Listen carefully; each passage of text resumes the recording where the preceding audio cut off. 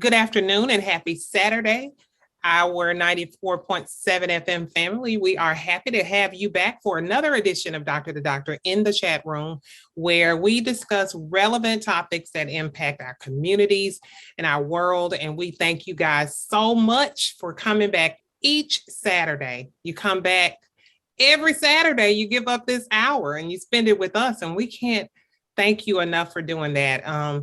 I want to say hello to Dr. West, Dr. Nicole. How are you today? I'm lovely, Miss Dr. Shaw. How are you? I'm hanging in there. It's a bit overwhelming these days. I don't know. We've gone back into the office, and I'm just not feeling it. I thought I complained a little bit about working from home and how I work so much harder from home, but I want to go home and work.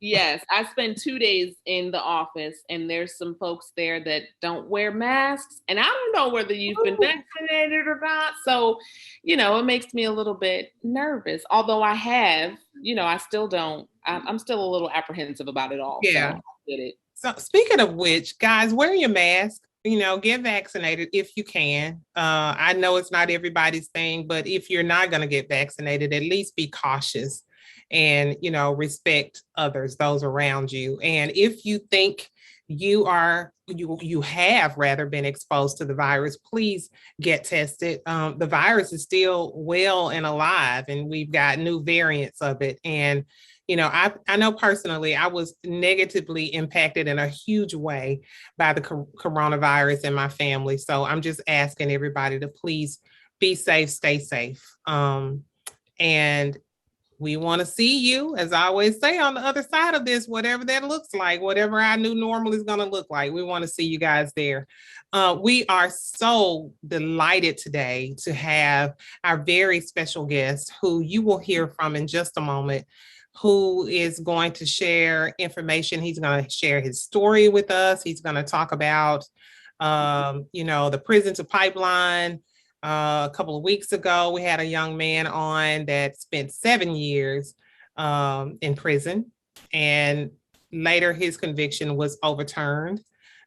Just last week, we had a young man to talk to us about his experience with time in prison and how it moved him to change his life and to help particularly young men turn their lives around. And today we have battle-tested, James battle-tested Clay. We were talking offline about all the different names that he has depending on the situation, and he can talk about that later. But right now, we want to say welcome. Thank you for being here. How are you today, sir? I'm doing outstanding. I appreciate you guys giving me an opportunity to share my story and to share the knowledge and wisdom that God has given me to not only create a community for men and women who have been incarcerated once you return home, but also bring cultural awareness to our society, because what you see on TV is just that. It's TV. We're talking about real lives with real people, with real family members that go through some things. So that's the whole purpose of me using my platform. And I just thank you for allowing me to be here. Yeah, and we are delighted and just so thankful that you would do so, and that you would use your lived experience, to reach, to be an outreach to help the community. And we appreciate that. I think what we could just start from the beginning. You can just tell us who James battle-tested Clay is. I think some folks are going to be a little surprised about the connections here. So let's just talk about who you are first. Okay, my name is James battle-tested Clay, and I always start out like that because the name battle-tested is intriguing. And I got the name when I was in prison. I was a program aide inside the prison of Chillicothe Correctional Institution in the state of Ohio. And in Ohio, there was a program inside called the Horizon Prison Initiative.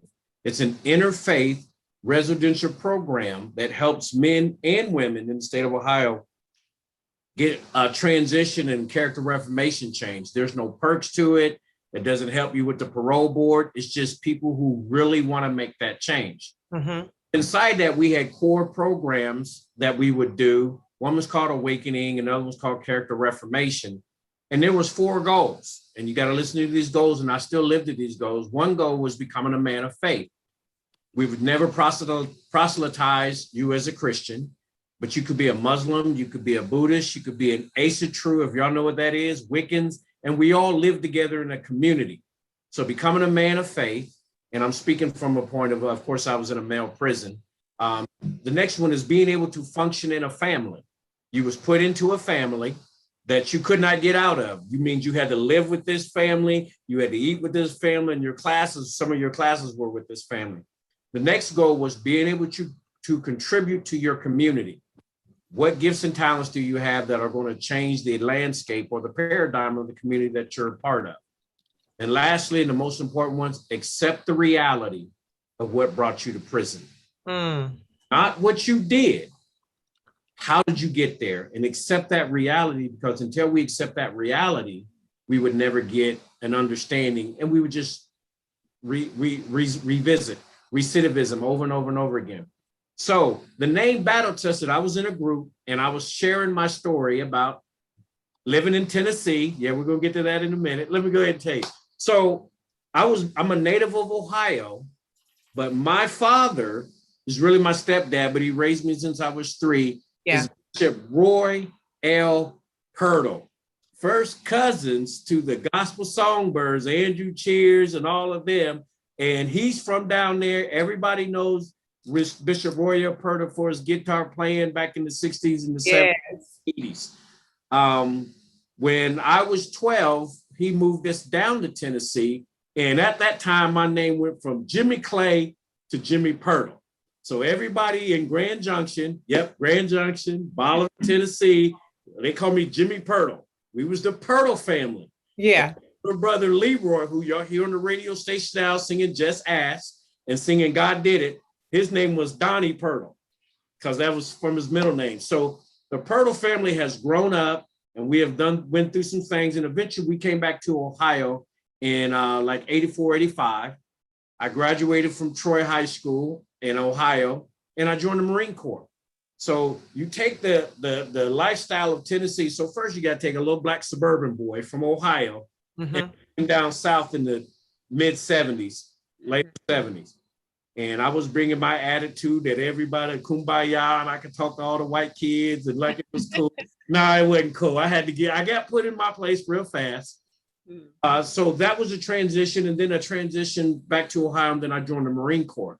Yes, I'm a Marine. I did 4 years in the Marine Corps. Proud of it. Simplified to all you Marines out there. So that was another battle. And then when I got out of the Marine Corps, I became a basketball coach and a physical fitness trainer. There again, more of the battle, more of the aggressive. I have a very aggressive and assertive lifestyle. Then out of all of that, I ended up in prison. And so you take prison, physical fitness, coaching, living in the South, chopping wood, hunting for food down there, and joining the Marine Corps. A man was like, you know what? You have lived a battle-tested life. And I was like, you know what? I like that. And so I went and looked it up, and I'll tell everybody that's listening, don't let nobody put no name on you, no Pookies, no Jujus or whatever, because names mean something. They do. For you. So I went and looked up battle testing, and it means effective, efficient, and reliable. A person who's been through it. And so I have my t-shirt on here, my logo back there, and it's a logo of a man who's got the chains have been broken.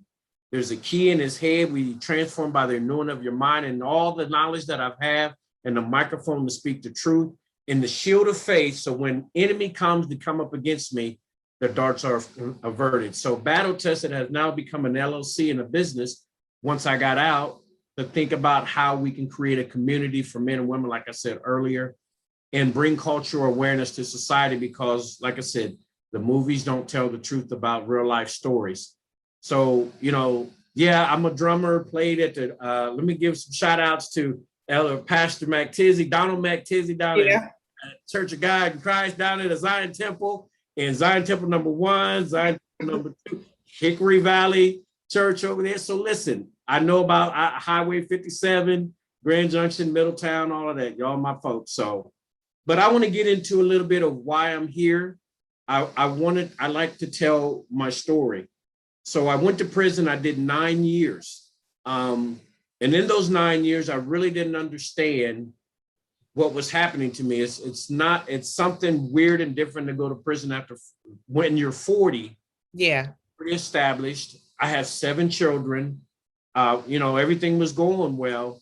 And life hit me like a ton of bricks. And it was like everything just came crashing down. And it didn't make any sense to me. And one of the old preacher from Nashville told me before I left, I came down to visit one last time to Tennessee. He said, watch, look, and listen.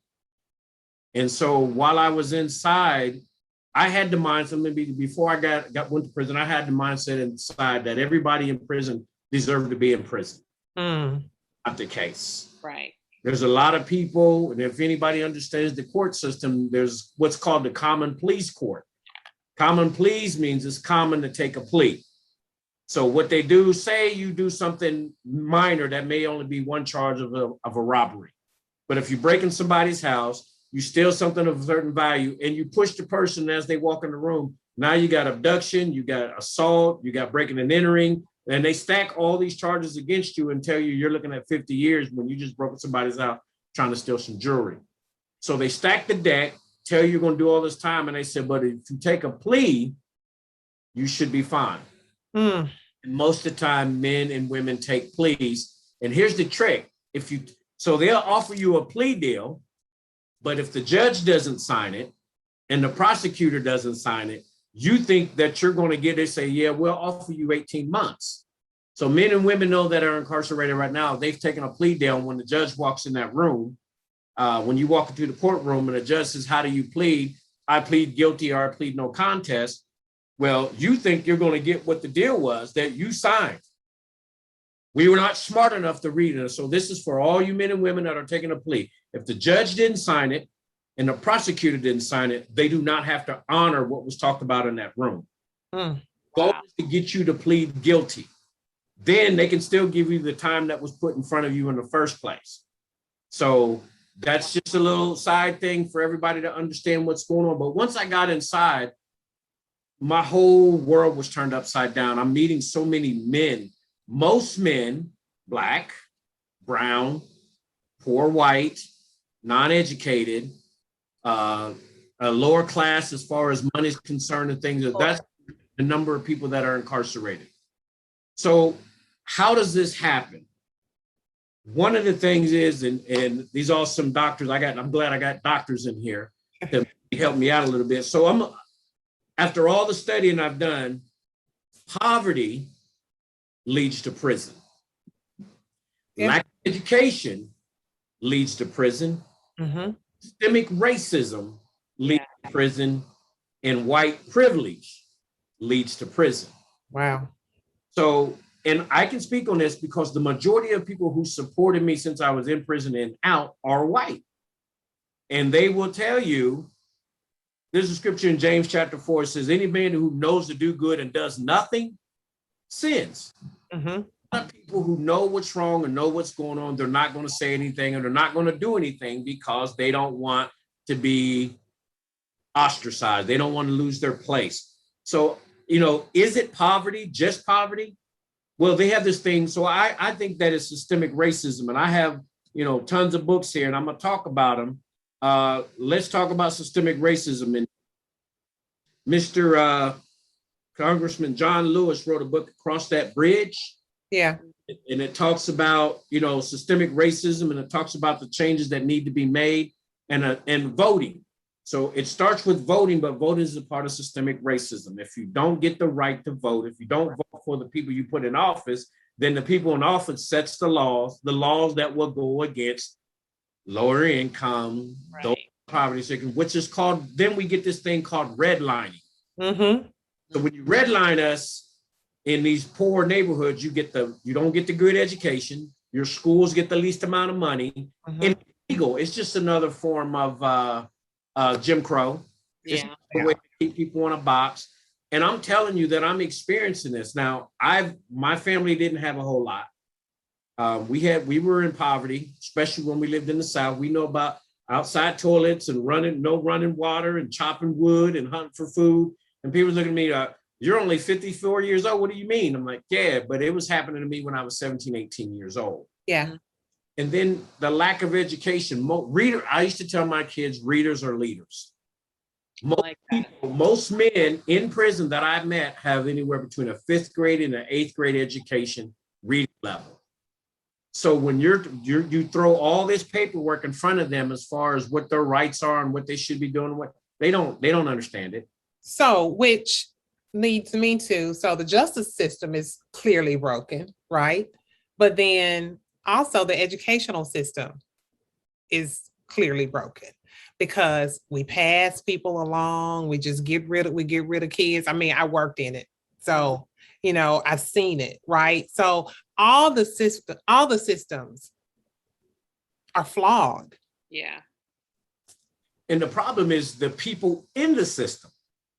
It's the people in the system. So listen, if we could change our hearts and change our minds, we could change the system. The system is like a well-oiled machine. It's like a Ferrari sitting out in front of your house. It's going to purr, it's going to start up, but the driver of that Ferrari, what you said, whether it's going to tear some stuff up, yeah, in a straight line. Mm-hmm. Drivers of the system that are making it an issue. And it's not all men and women in the system. Of course. Great CEOs. I've got some great POs, but when the higher you get, where there's more money involved and things involved. So this is a machine, and I'm going to talk about Ohio. Ohio is a prison state. We have over 50,000 people incarcerated in the state of Ohio. 50,000. And imagine the smallest size family. We were talking about families earlier, so I got 7 kids. But an average family has maybe 1, 2 kids and a wife. So you take that 50,000 and multiply it by 3. That's 150,000 people that are being impacted by mass incarceration. Mm-hmm. There's another book out here. It's called Until We Reckon, and it's by Danielle Sered. And until you read this book and understand about the poverty, mm-hmm. Dr. Shaw and Dr. West, it's a problem. So the white privilege, going back to James chapter 4, here's a book called The American Original Sin: Racism, White Privilege, and Bridges to a New America. A lot of people don't agree with what's happening. And guess where that white privilege resides at? You're not going to believe it. In the church. Wow. Now that's a really good note for us to take a break, because it sounds like we're going somewhere. A lot more after that. Yeah. A lot more after that. We are going to be back in just a moment with James Battle Tested Clay. We'll be right back on 94.7 FM. Welcome back to Dr2Dr in the chat room. We are here with Mr. James Battle Tested Clay, and he's telling us a little bit about his story. The last part of, before we took a break, we left off with him explaining how poverty and how the system is really stacked against us. And so you had mentioned before we took a break about white privilege starting in the church, correct? I want to hear a little bit more about what you mean by that. So racism, is that it?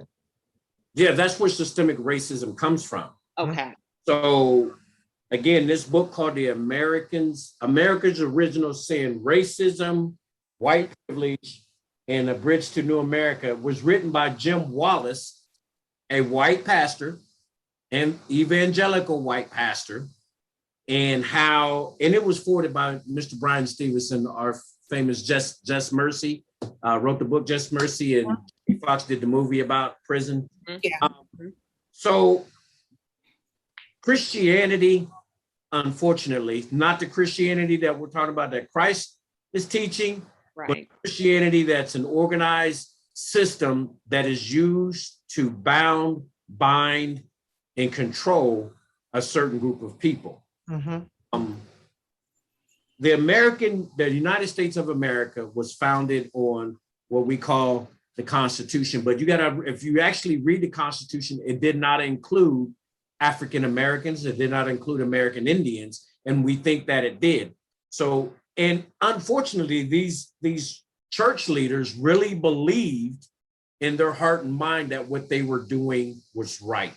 Mm-hmm. I'm not going to say that they were not ignorant to it, and I'm not going to say that they were, but if you read this book right here, a lot of the scriptures in the Bible are twisted about being a good slave to a good master, and how to not allow. If you notice in the old scripture, common people were not allowed to read the scripture. The priests were allowed to read the scripture. So if a person doesn't understand how to read or write, then they can't be empowered. And so throughout time, since 1600, when the first ship landed on Hope, it was like the name of the bay was Hope. I can't believe that up in Massachusetts, the church has created this paradigm and this belief system that they're right. And what's crazy is, if you get into this book, the United States of America is the only place where we're white or black. If you were in Europe, would they say you're white? No, they would say you're English. They would say you're French. They would say, wow. But over here, it didn't matter what part of the world you're from. Once you come to the United States and the color of your skin, you're automatically privileged. So I need to move. It's too late. It's too late. So the church, God forbid, has created this paradigm in our society that it's right. And we were chastised, beaten for even believing in where we come from. And I don't condone or agree with anything, but most of us were Muslims before we came to the United States. Mm-hmm. Because most of us come from Africa, and Islam was the dominant religion. But again, Jim Wallace is telling us that there's a lot of things that they see and they understand, but they don't want to talk about it. If you drive past and you see someone being beaten, you're not going to say anything, because am I going to get ostracized? And am I going to? You don't want to ruffle the feathers. Yeah. Right. So the church. So let's bring it to the future. The church, inside the church, everybody's supposed to be the same. Yeah. Why are the white churches and there's black churches? Because of the systemic racism. Mm-hmm. If you go to a Christian church, and I have the opportunity, you guys, it's so wonderful to go into all white churches and tell my story. And guess who's sitting in the audience? Judges, cops, POs, lawmakers. And at that moment, they're not in their office. Mm-hmm. Church. But so church rules I have an opportunity to speak to them that I wouldn't get if I was to go down to the courthouse. Yeah. Right. And so we believe in all our hearts and our minds that people cannot change. We say we believe in the word. We say we believe in scripture and that God is a redeemer of those who believe him. Let the redeemer of the Lord say so. But do we really believe that? We only believe it when we're in that paradigm. Politics, according to this, has taken over the hierarchy of our belief system. I thought that Republicans, Democrats, blacks, whites, green, orange, no matter what color you was, rich, poor, should never have superseded our faith, but it has. And so what happens is our jobs and our daily jobs have so superseded the church. And so what happens is you take that same concept and you take it to your job, and then you're making laws that put people in poverty. I'm still black. Yeah. I'm still a male. Mm-hmm. And I'm a felon. Yeah. So I'm losing. I'm losing in every area, and we're not allowed to talk about it. Here's another book that we're not allowed to talk about: Race, Religion, and Politics, because it's going to ruffle feathers. Everybody has come to the place where they're individuals. And I learned while I was inside you guys that there's so many different men, and most men that I've met are not monsters. Yeah. They made a mistake. Mm-hmm. Right. Everybody makes mistakes, and we hear it all the time where they got caught and I didn't, but it doesn't matter. You know, our system is broken. And I want to talk about the offenders for a minute, because this is the thing. Here's a book called God and the Victim by Lisa Barnes Lampton, and it's forwarded by Charles Carson. So everybody thinks that men and women that are in prison are monsters. Mm-hmm. They never deserve to get out, and they never deserve to be free.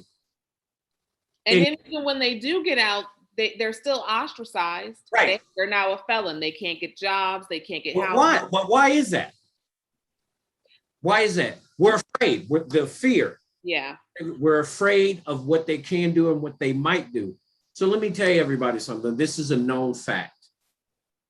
Every offender, 99.9% of the men and women who are in prison at one point was a victim. Think about it. I believe that. And I mean, and I think based on Dr. Nicole's and I's backgrounds, when we talk a lot about, adverse childhood experiences, we talk about trauma, as a whole, and, not to condone anybody's wrong or anything, No. but we always say you have to ask the question, not what's wrong with James? Right. What happened to James? Yeah. Exactly. And I think that's what you had mentioned, maybe that third principle that you were mentioning earlier, accept reality of what the reality of what brought you. Right. Not what you did, but the reality of how you got there. Yes, there you go.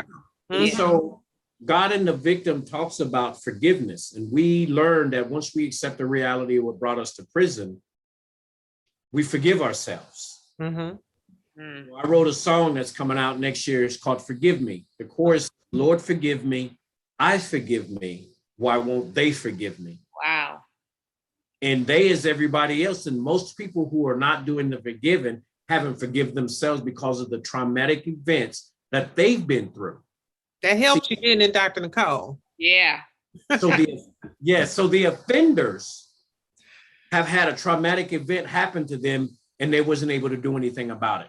Yeah. No help them. They're not allowed to talk about it. It's the hush thing. The biggest offense that's happening in the church is sexual offenses. Yeah. Nobody wants to talk about it. You're not allowed to talk about it. Men are there's just as many men being abused as there are women. No doubt. But less likely for a man to say something because it takes away his manhood.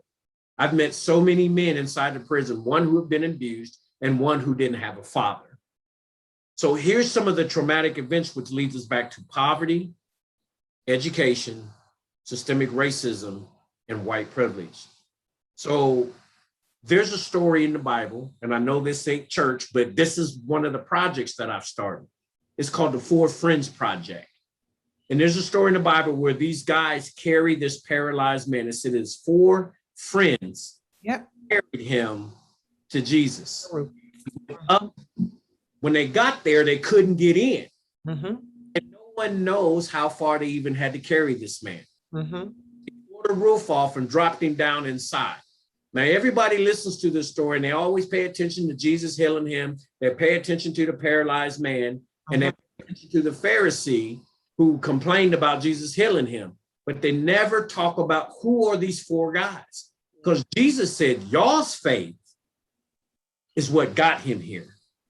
And a lot of times I request and employ to those evangelical Christians or anybody that wears the title Christian and believes that they are saved and filled and full of love of Christ. Who are you helping get to Jesus? Or who are you, even if it's not to Jesus, who are you helping to get restored? Right. What happened to the people who are incarcerated have been through a traumatic event. They're paralyzed in their mind, paralyzed in their spirit, paralyzed in their heart, and they're broken, and no one even seems to even care. So we just keep throwing more and more people into hell. Prison is hell. It's like Ben-Anon. If you read the Bible, you just take them and you just throw them in there, and we try to forget about them. So I'm really here about educating our men and our women. Listen, 97% of the people who go to prison, ladies, are coming home. One that you know at the grocery store, you're driving past at your house, has been to prison. Wow. That you know in your family has been to prison. Really, 1 in 3 African-American men have been in trouble with the law. Even if you haven't been locked up, You got a felony. Just the moment they put the handcuffs on you in front of everybody, they're shaming you, they're disrespecting you. That's a traumatic event. Sure. And the whole point is to break your spirit, bring you down to a level to say, hey, I'm in charge or not. But if you ain't not rooted and grounded in something bigger than yourself, you will always be brought down. I just, for you guys, is it poverty? Is the education lacking because of the poverty? We don't have the money? Or is it the poverty's there because of the lack of education? Wow. Is it the chicken before the egg or the egg before the chicken? Right. What do you guys think? Can I interview y'all for real quick while we're on this show? What do you think? You can. That's a tough one. And I really think that sometimes it could be both. I mean, it could, because, there could be a lack of education because you are impoverished. You are in an area, because I happen to know that, the kids that live in certain demographics or whatever, they don't get the best resources, right? Like you say, they don't get the money. And so they don't send the highest quality teachers there. Usually, if they get really good teachers, it's because it's some teacher that's really doing that as a ministry, and that he or she has said, I came back here to give back. Yeah. Like I know that I could really help these kids, right? And then, I can see it working the other way around too. I think I have to agree, because when I've worked in a couple different school districts around the country, and I see a lot of the same issues. And usually it is that their parents didn't have the privilege of going to school, and so don't understand the value in it, and so they can't instill that in their children. And then it just gets passed down from generation to generation. Just like it works in the other direction for other folks. They see the value because their parents did it, their grandparents did it, so I'm going to do it, my kids are going to do it, my grandkids are going to do it. It works in the opposite direction in those other communities. But I can't answer the question of whether it's the poverty that's affecting education or the education that's affecting the poverty, but they're both in there. Yes. with each other. So in my mind, before we get to the end, I want to clear up some things with everybody. The evangelical church creates the white privilege that is spewed out into our communities, because before we became the type of community, or it was really about church, when they was burning up witches and whipping slaves and cutting heads and feet off and all that stuff, that was considered righteous indignation. Yeah. And even though we're in this state, like you said, Dr. Nicole, it's rooted now in us. And so third and fourth generation, which is the word, it should be passed down to third and fourth generation. So white privilege, evangelical church creates white privilege. White privilege, who's making all the laws and who runs the system? Majority of them are the white people. Now, that system creates our educational system and our poverty level. So if we're talking about all of these things right here, what's the solution? From where I'm at, that's why a man like me, James Battle Tested Clay, spent 9 years in prison, gathered enough information like I was on a reconnaissance mission. And I came home and I began to put myself out there. And they said, you're crazy to sit there and tell people you've been to prison. I'm like, it has to start somewhere. There's a lot of good people out here doing reentry work, but a whole lot of restored citizens that's been inside saying, hey, this is what's going on down in hell. So men, women who have been incarcerated and are restored, stand up and start speaking for those who don't have a voice for themselves. First one. Second one is create awareness, get enough information out there in your communities about what's going on. Readers are leaders. Let your kids read. If they don't have it at school, we got to get back to being at home. We got to get back to being involved in our children's lives. And if there ain't enough of us men, women, You've been doing it all these years. Yeah. But I'm employing an invitation to all of you Black men. Let's stand up and help our people. So, I mean, I want you to talk more about I listened to an interview where you were saying, we all go through something, right? We all go through things, and you kind of alluded to it here. We've all done stuff. Some of us got caught, some of us didn't, or whatever. But do you think this whole experience is a part of James Clay's purpose? And what is it that James, if you could make a list, okay, if somebody came to you, if somebody, I don't know, if a governor or somebody that was in a position to give you resources, and somebody came to you and said, just tell us what you need, and we'll give it to you, we'll make it happen. Are you prepared to say, yes, I need this, these are the things that are going to help us, fix the system? Let's talk more when we come back from break. We'll be right back on 94.7 FM. And we are still here with James Battle-Tested Clay, and we are talking about the prison to pipeline, and he is sharing his story and some really great information. So before we left, I was asking you, is this all a part of your purpose?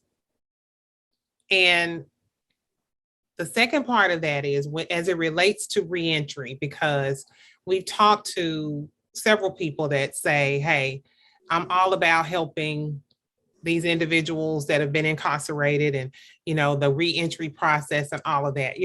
What does that look like? And if you could do the perfect things to help with that, what would they be? What would you say you needed? Well, to answer your first question, I believe my entire life up to prison has prepared me for this. I definitely wouldn't have volunteered to go to prison. Yeah. I mean, so God prepared me. And I would tell you, being in different cultures, I say Black suburban up here and down to the dirty South, and then join the Marine Corps, and then to become a coach and coach different kids, and to be all of those things prepared me for prison. So when I went to prison, a lot of the things that would hinder the average person didn't bother me. So I could be on a reconnaissance mission. I didn't understand then, but I understand now. The biggest thing, if I could have the money to block out 4 years of a person's incarcerated life. Now listen, 2 years before a person is released, there should be a residential program like I was a part of, mm-hmm. where you can kind of get people away from the prison life. You start helping them restructure their way of thinking, change their character reformation, teach them some of the life skills and things that we learned that wasn't taught prior to prison. Mm-hmm. That whole program lasted a year. So then now you're 1 year from the door. Now you're a part of what's called a pre-release program. And you have volunteer men and women coming to the prison, and they connect with you. They become your mentors and your guides. And once a week, like they do in here, part of a program that I'm connected with called Life Builders and Welcome Home for Life, we go in, we do one-on-one classes to help men and women get prepared to come home. But Nicole, you would be a mentor. Rhonda Shaw, you would be a mentor. You take that one woman, visit her every week in those classes. You walk with her, and you get to meet her family before she gets home. So that's preparing that person for home. Now, when a person gets home, we also do what we call, and the letter writing helps with that. I started a letter writing program called Hope Letters. And what that is for men and women who want to get involved, if they're afraid to go into prison, you can write letters to men and women, and it creates a relationship. And that's just another avenue for maybe some person that doesn't want to do the program, but you can get them and you know when they're coming home. So imagine a person gets to the gate. They know there's going to be someone there to pick them up. That's the most devastating feeling in the world. And every time I talk about it, I get choked up because it happens a lot. Men walk out that gate and there's no one there.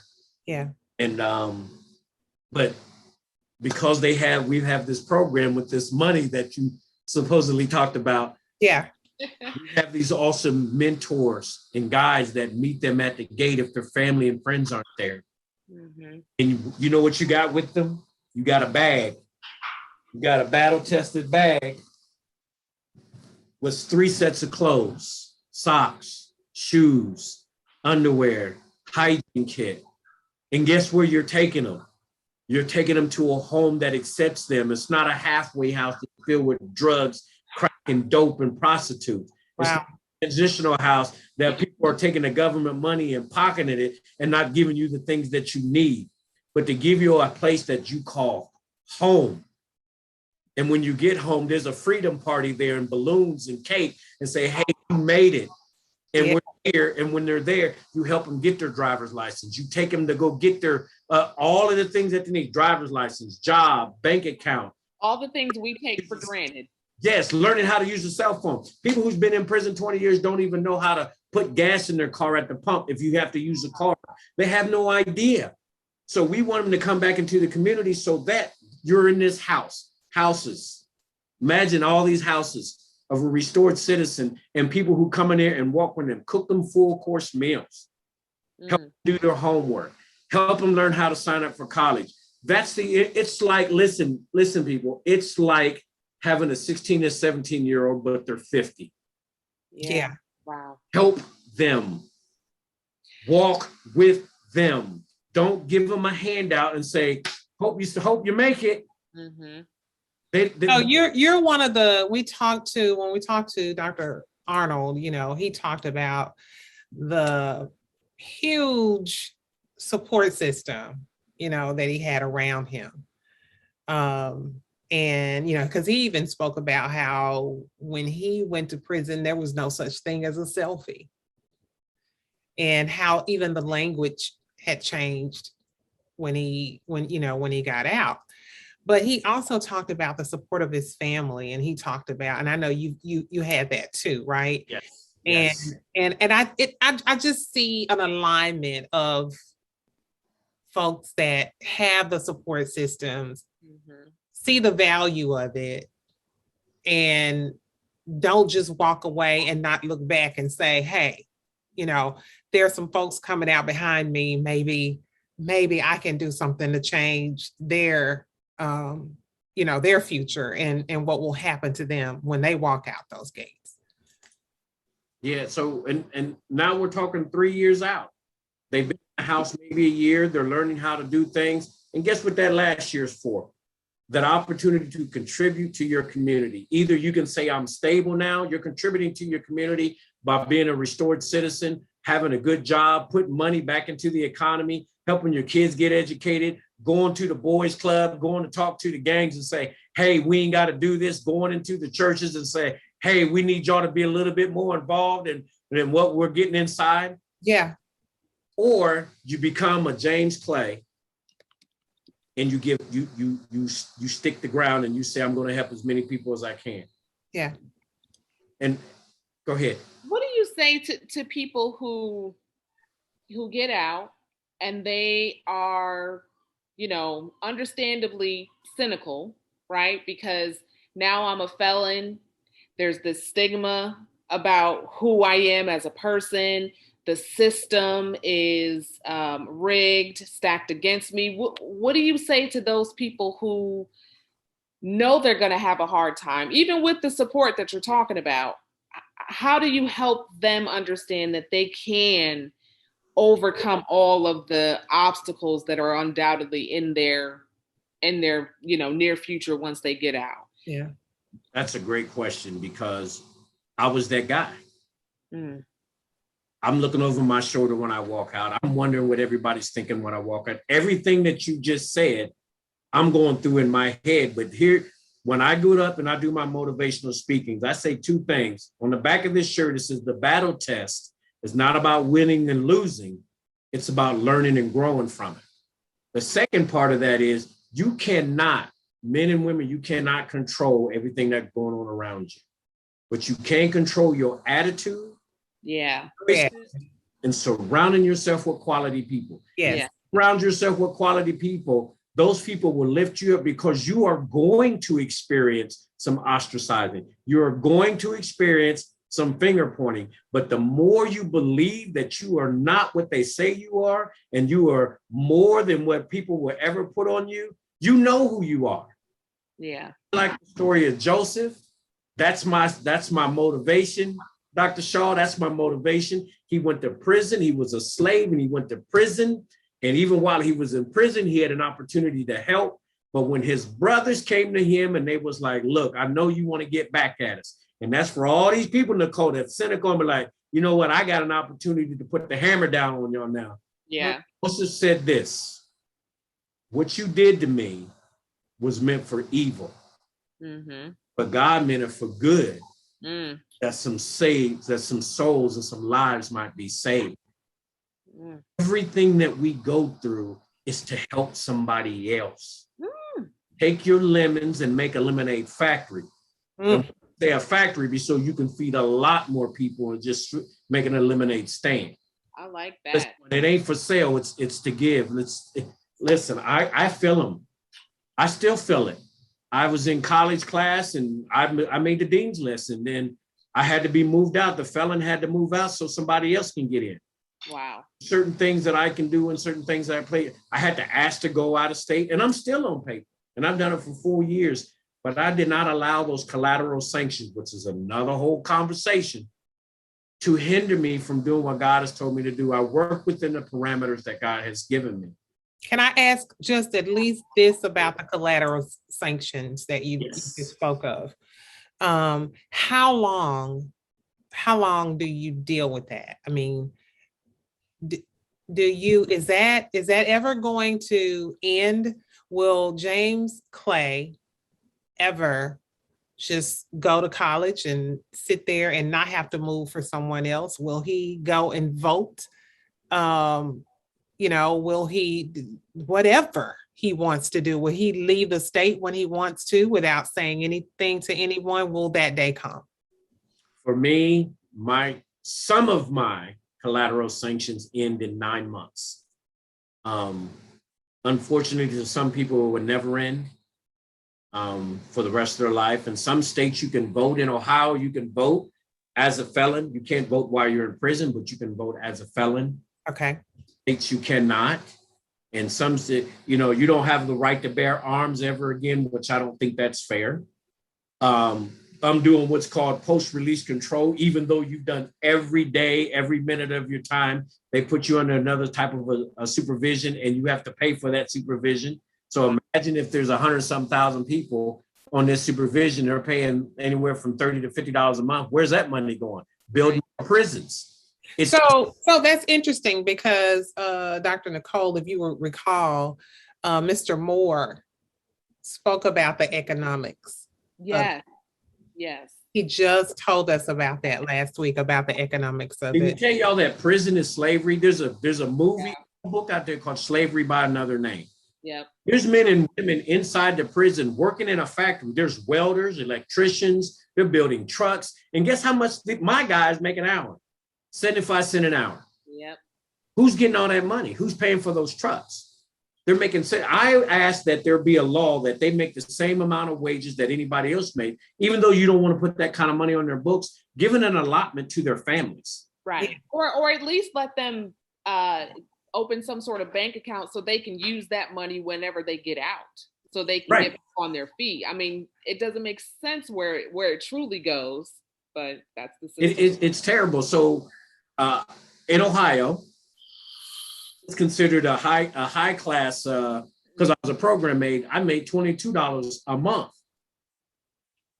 So the average person makes $15 a month. And guess what? If you owe child support, they take some of that money. They take it out? Oh, yeah. No, I'm People, I don't know what my audience to know that I am not being facetious, but you are telling me that a woman somewhere got a percentage of $22. Yes, $5 a month. But she practically didn't get it. Guess what? She didn't get it. It was going to the system because they was getting food stamps, Yeah. card and all that. So you just paying that back. Yeah. So, but you don't get good medical inside. You have to buy your own ibuprofen. You have to buy your own medical supplies. You have to buy your own hygiene. Come on, so we don't even want to talk about the economic system. It's prison slavery by another name, and that's another whole topic for another. We can do this because they have a system inside that's called where it's bartering. Everybody has a hustle. Whatever you're good at, you learn how to make money, and you barter back and forth with other inmates, which is a law inside the prison. Yeah. But those collateral sanctions last forever for a lot of people, and a lot of people can never fly again. They can never leave the country. Wow. There's just a lot of things that you can and cannot do. So we got about 3.5 minutes left. I'd love for you to talk about, the impact on your children, the impact on your family. Speak to that before we have to go. It was hard. My oldest children were teenagers. My oldest, college. And you got to understand, my children were athletes at school. They were the best on the guys' team and the best on the girls' team. And their dad was the coach. Yeah. And I had a 7 and a 9-year-old, and my wife was in the military. She was the recruiter in the area. And for me to be arrested and to have a high profile case, and imagine going to school, on the front page of the newspaper, there's your dad. Yeah. Imagine your dad being your hero and the man that's training you to go to college. All of them were in line to go to college, but because of the mistakes that I made, and we call those secondary victims. Some people go to prison and say they don't have any victims, but your family members are your victims. Mm. And we call them the forgotten victims, because there's no support for family members who have lost or had a loved one who was the sole provider of that family. They get thrown back into the system. My children are doing well. I was grateful enough to have the mothers, that the relationship with their mothers was well, and they brought them to see me so I still could have some input and impact on my children. They all are doing well. 2 out of the 3 are doing well, but the youngest, she suffers a lot. She suffers from abandonment from me. And she came a chance to speak at one of the graduations inside of the program I was in. And she gave a heartwarming speech. And that should be 21 years. That was 6 years ago. And it's still talking about her dad can't come to the game, and her daddy can't tuck her in bed. And yeah, you can't replace that. So even if you're thinking about doing a crime, or that you think that you got to do what you got to do to take care of your family and crush you, they would much rather have you physically there than the money that you can provide. Or you just going to hit me like that at the end of the Yes, I'm sorry. Look, we got less than a minute left. I just want you to tell us really quick, what's next for James Battle Tested Clay? What's next is I am coming out with a music CD with songs that speak about being incarcerated. Mm-hmm. And also we have a speakers bureau where I'm equipping men and women that will go out into churches, into clubs, into colleges, and we're going to tell our story and stop allowing the media to tell our story. For you, yeah. We can get out there to speak our truth. Okay. The paradigm of how people see us. Well, we want you to come back and talk to us again, please. Can I just say how moved I am by just everything that you shared with us today? I mean, it was heartfelt, it was real, and I know that hearing this interview will absolutely change somebody's life. And if we, live every day to just change one, then we have done something amazing. And I just know that by hearing you today, that you have absolutely done that. So thank you. And we thank you guys, our amazing audience, on that note. for being back with us another Saturday. And we look forward to seeing you guys right back here at the same time next Saturday, and where we will continue to discuss relevant topics that impact our communities and our world. We will see you next week on 94.7 FM.